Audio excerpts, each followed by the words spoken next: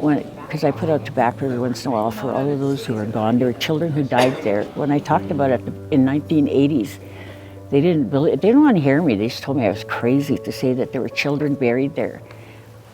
And even I told them, one of the kids died in my arms. This little boy, I knew his mom, and he snuck across the school on the outside to come and see me, and he said he was really sick, and he said, I think I'm going to go see my grandpa. His grandpa was gone, right? And I knew that family. And it scared me, but I just sat there with him. Because telling a principal or any supervisor wouldn't have helped. Because they used to call him a big baby because he was always in pain or something. They wouldn't have paid attention to him, and he said, so I said, okay, I'll stay with you till your grandpa comes. And he said, okay. So you just hold him. Slowly he died. What happened was his appendix broke. That's what was paining him all those days. And then when I was sitting there holding him, he just jerked like that, and I guess that's when it broke. And so I sat with him slowly. He was gone. And he was only 7 years old. And they didn't tell anybody.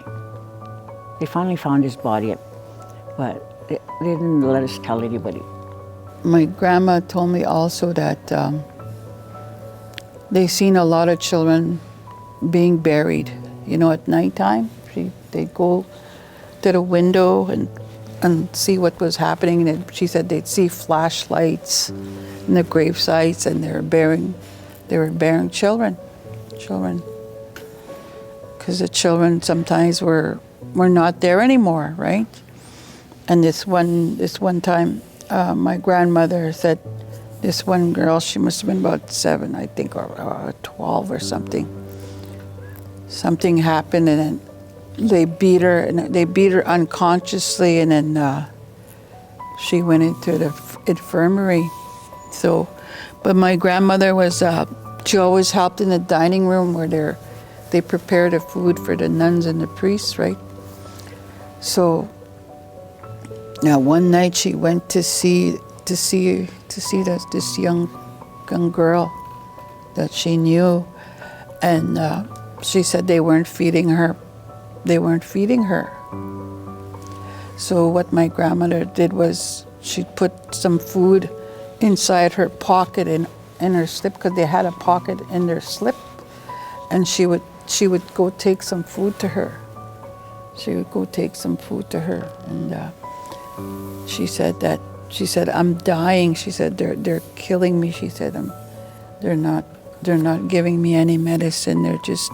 I'm just here laying down, sleeping most of the time, she said. And she said, they're not feeding me as much as, they don't give me too much water too. So that's what my grandmother had the courage to go take her that food every day, till that one day she said when she went, she wasn't there anymore. And she said she knew that she was gone. She was just gone.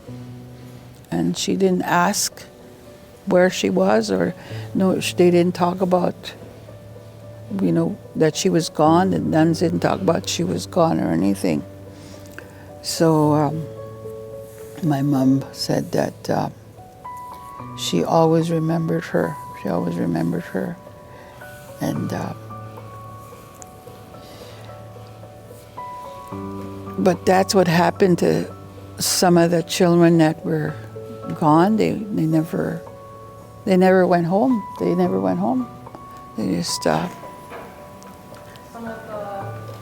They just disappeared, and nothing was talked about.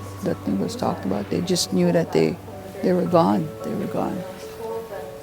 I left there with this passion and hatred for white people. I wouldn't let my kids play with white kids. Had nothing to do with white people, only if I had to.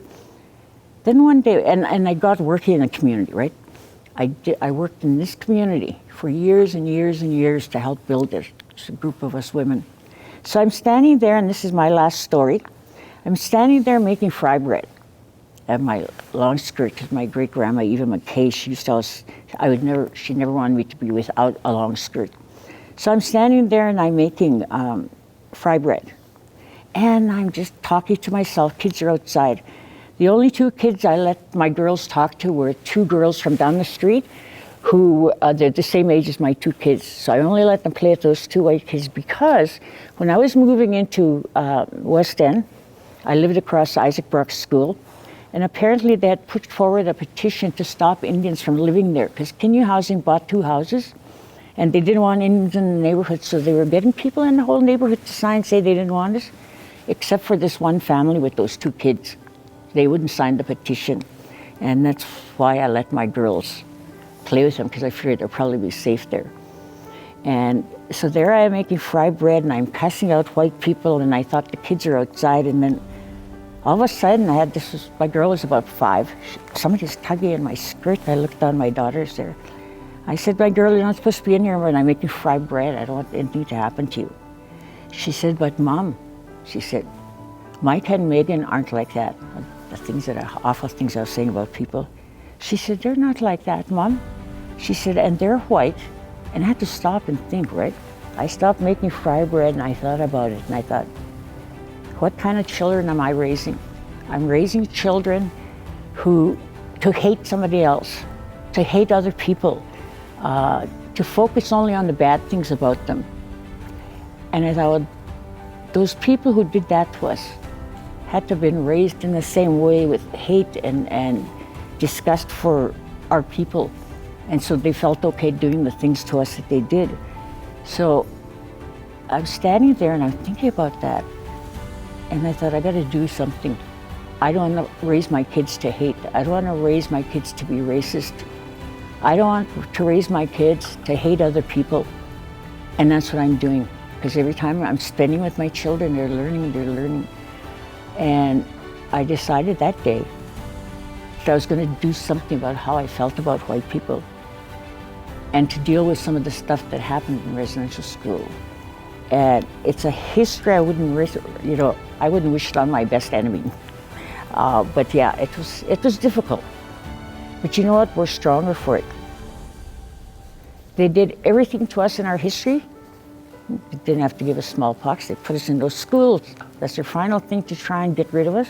We're still here. If you look around, you can see those are your people. Even if you don't know them, you look at them, you know those are your people. We're still here. And that's the thing that I hang on to. And that's the thing that I remember about the women that I went to residential school, was how strong they were.